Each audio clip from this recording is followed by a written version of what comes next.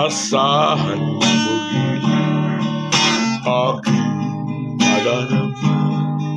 Ang paglayo niya'y huwag mong ipagdamdam. Mabuti pa nalaman siya sa lawahan.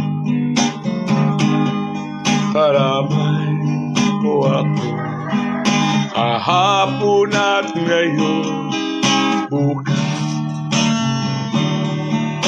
aking madarama. Huwag mong ipagdamdam. Aroroon ako tulad mo.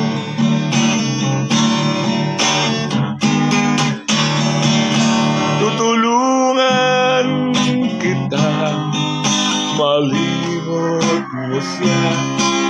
Ibabalik ang dati mong sigla.